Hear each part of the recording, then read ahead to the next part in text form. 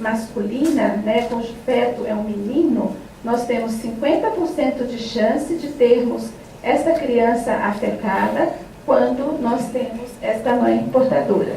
E 50% de chance de termos uma filha na gravidez feminina, de termos uma menina portadora quando esta mãe é portadora. O próximo. A incidência da distrofia de Duchenne, ela está situada entre 1 para 2.300 a 1 para 3.500 nascimentos de meninos, e a de Becker é bem mais rara, 1 para 30.000. Não podemos deixar de mencionar que a segunda doença genética mais frequente da infância, a primeira mais frequente do grupo das doenças neuromusculares, e tem uma prevalência de 1 para 6.000 casos de crianças nascidas, de casos novos por ano no Brasil. O próximo. Então, o diagnóstico se dá para o aumento de CPK, que tem índices muito altos, né, de alteração. O DNA, o estudo molecular, que consegue, através dele, nós conseguimos estabelecer a forma de diagnóstico, que estão representadas em 65% de deleções, a mutação de ponto em 30%, as duplicações em 5%. A biópsia muscular hoje ainda é utilizada para essa fração de 30%, que seria, teoricamente, causada pela mutação de ponto, pela ausência ainda desse teste de uma forma rotineira no Brasil. Pode ir passando. A característica, então, da doença, uma característica caracterizada, por uma fraqueza progressiva que inicia aos 4 anos, vai evoluindo de uma forma contínua, associada com instalações progressivas de retrações, teoricamente com perda da força da marcha em torno do início da segunda década de vida, e 20% dessas crianças podem ter um atraso de desenvolvimento neuropsicomotor. O próximo. O sistema nervoso pode estar comprometido, sendo que 25% das crianças podem ter deficiência mental. O miocárdio é um músculo bem comprometido, sendo que o principal comprometimento da distrofia de Duchenne deve-se à presença de fibrose no ventrículo esquerdo, portanto, favorecendo o início de arritmias cardíacas, e a distrofia de Becker, a miocardiopatia dilatada, que é frequente nesses pacientes e que é um grande fator de morbidade importante para eles. O próximo. Então, pela evolução natural da doença, nós teríamos um início de sintomas antes dos 5 anos de idade, uma perda de marcha em torno de 8 a 12 e com uma expectativa de vida não mais do que 20 anos. Próximo. Então, essa evolução natural foi a evolução descrita por Duchenne em 1860, que manteve-se exatamente dessa forma durante 120 anos, quando, por ocasião da década de 80 e 90, pelas descobertas da distrofina e do gene, começamos, então, uma nova era quanto a perspectivas terapêuticas dessas doenças. Então, já no meados da década de 90, começou-se os tratamentos à base de corticoterapia, que vem gradualmente o próximo, modificando a evolução clínica da doença. Então, aqui é um exemplo rápido de como nós fazemos diagnóstico na biópsia. Aqui é um exemplo do músculo normal, com a distrofina presente na membrana, portanto, contornando cada fibra, ausente no Duchenne e parcialmente presente no Becker.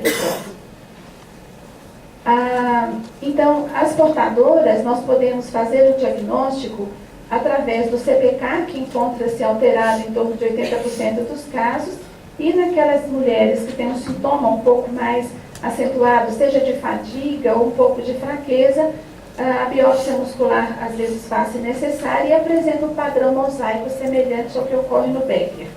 O diagnóstico pré-natal é possível de ser feito através das vilosidades coriônicas. O próximo. Quando nós estamos diante de um tratamento, né, diante de uma situação de saúde, pela definição da Organização Mundial de Saúde, nós temos o ser humano, quando é doente, ele não tem simplesmente uma situação de doença física, né? Pelo conceito de saúde, nós somos um ser, a saúde significa um bem-estar físico, psicossocial. Então, quando o indivíduo tem uma situação de doença, né, nós temos que trabalhar em cima dessas patologias a partir de um conhecimento teórico, a partir de um quadro, para que nós possamos traçar os vários projetos, vários programas de tratamento. Então, quando eu tenho, respeitando a questão, o componente físico, as prevenções são muito importantes, e quando nós temos uma doença congênita, como é o caso da distrofia, uma doença genética, nós temos que trabalhar esse físico dentro dessas características que essa doença se impõe. O psíquico é muito importante, o indivíduo, nós temos que buscar favorecê-lo a um equilíbrio emocional, um equilíbrio afetivo, e diante de qualquer situação de doença, situação de saúde, nós não podemos deixar de contemplar a família, a escola e a sociedade. Então, sempre que nós recebemos um paciente com uma determinada doença, faz-se necessário atendermos esse pacote inteiro. Então, é importante ficarmos atentos à demanda que a família traz, que a sociedade traz, e, obviamente, as questões inerentes ao próprio paciente, ao próximo.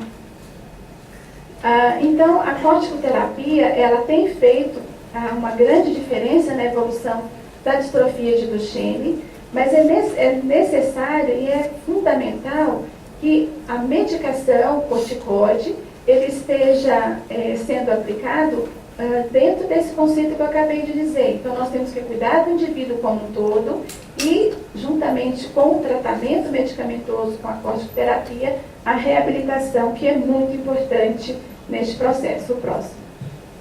Então, a corticoterapia, ela tem benefício a partir do 10º dia de tratamento, com uma estabilidade por um período variável, que depende de indivíduo para indivíduo. O próximo.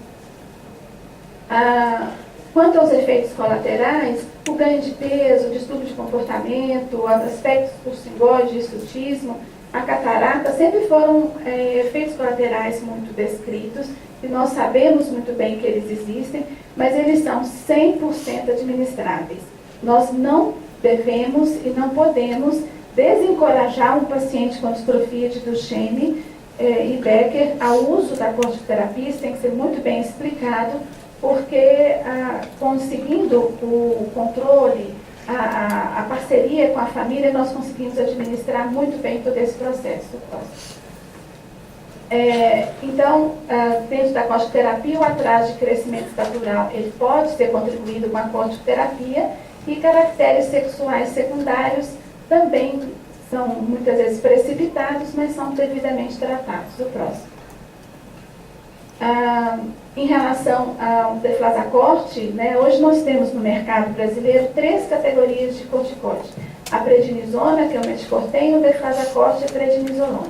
A prednisona, que é o que o SUS fornece, nós não utilizamos no Hospital das Clínicas em função do número grande, de uma quantidade mais exacerbada de efeitos colaterais, e que poderia a médio e longo prazo prejudicar a evolução da doença.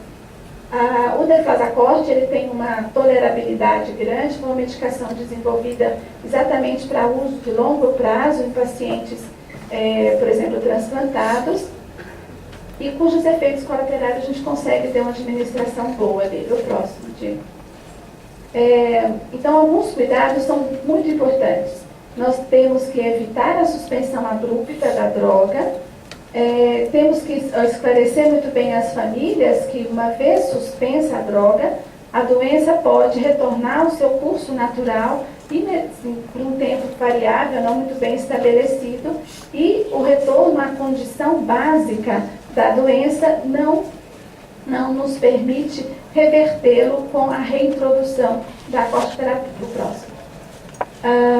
Então, os pacientes, hoje não se questiona mais em relação a quais pacientes vão ou não usar corticóide. Todos os pacientes, a partir do último consenso de 2006, portadores de Duchenne, têm indicação do uso da corticoterapia. O próximo. Nós temos no Hospital das Clínicas nosso ambulatório, é um ambulatório que atende pode passar todo o território nacional, obviamente com predomínio do estado de São Paulo, e atendendo também uma demanda sul-americana, próximo. Então, é muito importante, diante do manejo, num ambulatório, enfim, num serviço que trata as doenças, a avaliação médica, as avaliações e as orientações fisioterápicas, assistência à família, né, quanto aos cuidadores, e orientações quanto à enfermagem, o próximo. Essa rede inter e multidisciplinar, ela é primordial, ela é de fundamental importância, uma vez que nós estamos diante de patologias que são patologias multissistêmicas. Então, o especialista neurologista, ele tem como responsabilidade cuidar do paciente e estabelecer esse vínculo com os vários especialistas para que a gente possa cuidar desse paciente como um todo e atender a toda a sua demanda que a doença vai trazendo. Próximo. Então, nós temos hoje como